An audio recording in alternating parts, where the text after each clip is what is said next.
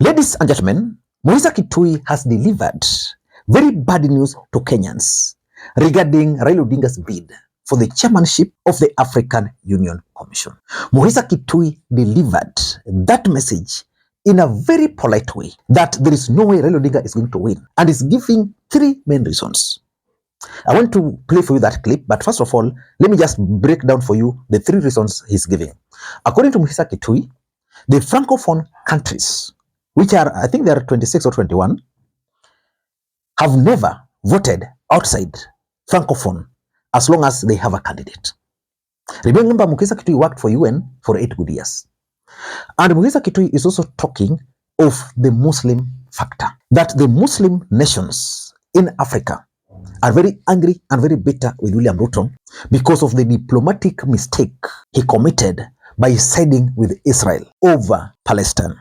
So most of them will go, according to Mukhisa Kituyi, will vote against Raila Odinga. And Mukhisa Kituyi is also suggesting that the Anglophone countries, where Kenya comes from, have 2 candidates.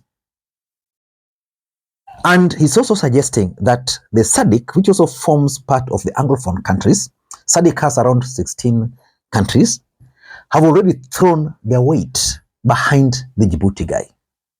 So if you have to take those maths literally, there is no way Raila Odinga is going to win. Listening to Mukhisa Kituyi. The dynamics of electing leadership for Africa Union are not always in sync with good campaigning. That's why there's only been one non-Muslim leader of Africa Union, the lady from South Africa. You can't say that Francophone Africa campaign is better. The other dynamics are beyond the energies and resourcing of campaigns by the countries sponsoring candidates. What's at play? There are many different things. One, I've been told, I've promised otherwise, but traditionally, and I've seen this in the UN system where I worked for 8 years, Francophone Africa votes as a bloc when there's an election. And it's extremely difficult normally for Francophone Africa to vote as a bloc for a non-Francophone speaker if and when there is a Francophone speaker, French speaker among the candidates. Right. That's an important dynamic. Number 2, there's a very large constituency of Muslim states or Muslim majority states on this continent. They did not take it very kindly when the president of Kenya rushed to stand behind Israel on its unjustifiable genocide in Gaza. That doesn't sit well. That means that the Ruto does not become an asset if you're going to look for votes in Arabic Muslim countries in Africa. There's more liability in that case. Yes. And the main alternative to Raila is a Muslim who speaks French. Yeah. So those are important considerations. Number 3, the Anglophone vote has been split. You remember SADC, which has a candidate from Madagascar, has apparently thrown its weight behind the candidate from Djibouti. And when Ramaphosa makes that statement, he's speaking for more than South Africa. So there are so many dynamics. To roll back these gains by the Djibouti candidate is a tall order. I know that Baba has done his best. I don't know how well it will work. In this video, I want us to talk the real politics post the African Union Commission chairmanship election, because that election is next week. But before you get into all those details, in case you are watching this channel for the first time, please take a second or two, click the subscribe button so that next time we produce a video like this, YouTube will automatically notify you. And to the subscribers, I want to continue thanking you guys for your continued support, because without that support, this channel cannot be where it is. Ladies and gentlemen, without any further ado, allow me to dive in. Let me begin by saying this. If there's one prayer I am making personally, it's for Raila Odinga to win. I want Raila Odinga to win the AU chairmanship seat very early in the morning. Because the moment Raila Odinga will win that seat, the political equation in the Republic of Kenya is going to change completely. But can Raila Odinga win? Let me go to Jacaranda, and I want to quote this guy, because I also believe that Raila Odinga is going to win. AUC, we have 55 nations in Africa, but seven of them are suspended. We are left with 48. Out of 48, for you to clinch that seat, you need 2/3, which is 32 seats. 32 seats. We have 2 strong candidates. Everybody knows, isn't it? So, jua hii kiti ya AUC inakuwa controlled somewhere. We have ECOWAS, we have SADC, we have IGAD, we have East African Community, we have European Union, we have G8, and we have the veto powers. Yes, very nice. When Raila started this campaign, alienda China. Yes. Go and do your research. The relationship China has with AUC. Akatoka kenda Germany. Is a G7 and also a veto power. Raila ameenda baka US with a reason. Raila have been doing diplomacy all around. Remember, the other candidate, ule anavai na yeye, is a Muslim. And there are 2 factors, the Anglo and the Franco. So far, Raila has managed to maneuver to the Franco countries. And you know that the deputy chairmanship is going to the Muslim countries.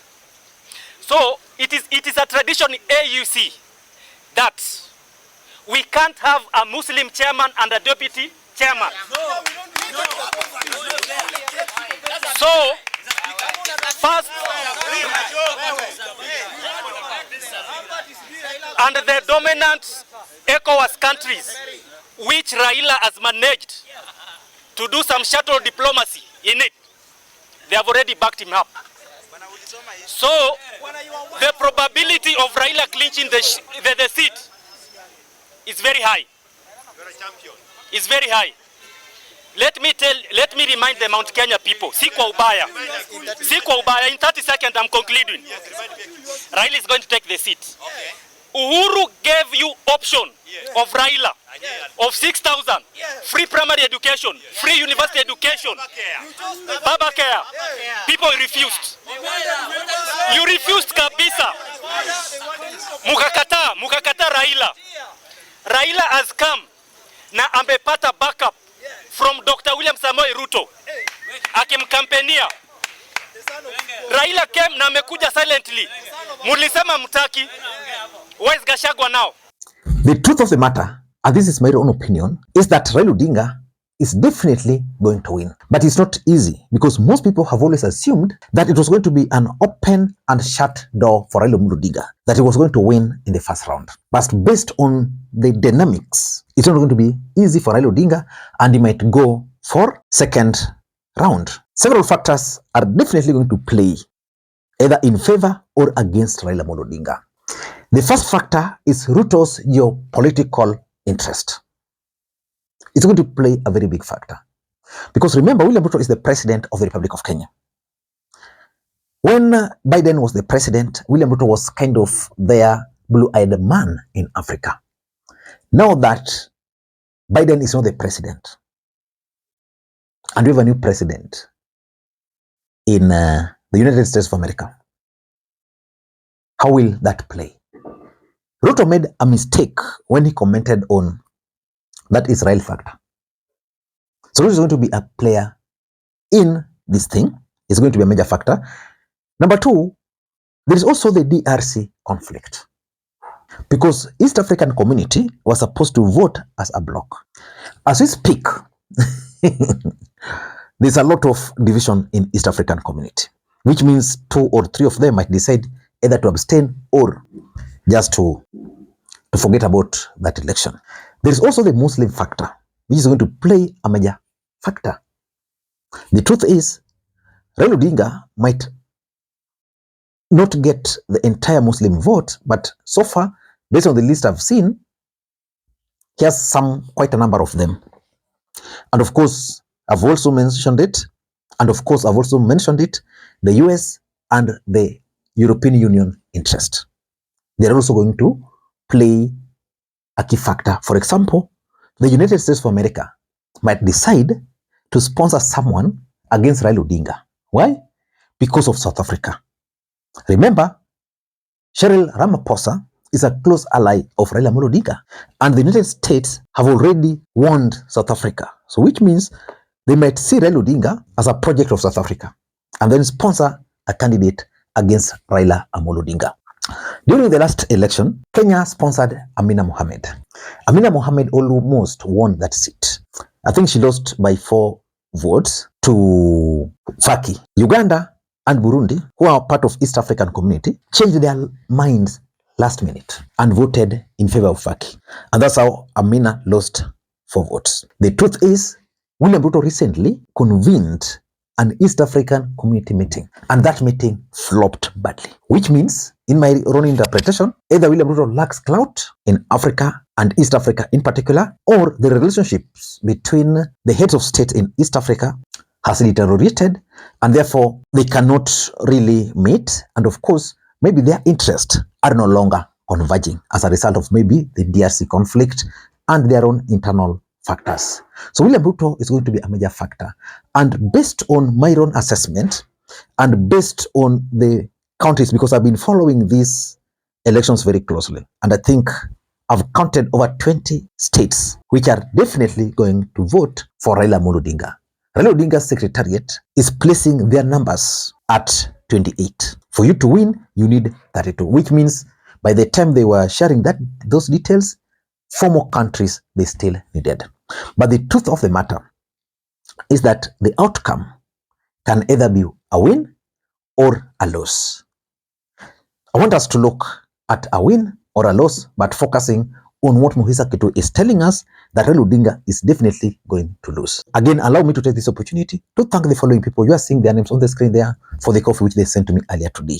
It goes a long way in supporting this channel. You can also do the same using the numbers you are seeing on your screen. Ladies and gentlemen, let us dive in.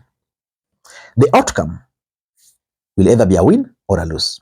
If it's going to be a win, the truth is William Ruto is going to take credit for that.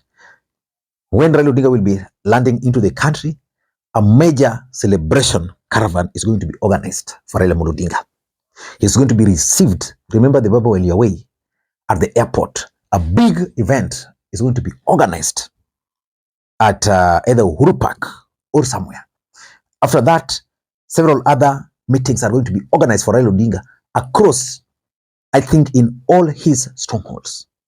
Because William Ruto wants to milk all the political capital he can get out of that win. But assuming the elections will go south, what are the implications? Number one, there's high chance that a narrative is going to be crafted that William Ruto played Raila Odinga. He played Raila Odinga by deliberately committing some diplomatic blunder, which means Raila Odinga might actually be forced to be on the ballot in 2027. And that's why I've been observing the political developments in ODM party. The statement by Sifuna and the support Sifuna is getting from key political players within ODM party. Today, Raila Odinga was in Nairobi, where he attended some women event. And he kind of endorsed Johnson Sakaja. For me, that is also by design. So which means there's a possibility that that narrative is going to come up and it's going to be used to take me to my second point, which is the option of running for the presidency in 2027. So if Raila Odinga is going to lose, then it's going to have a reason to contest.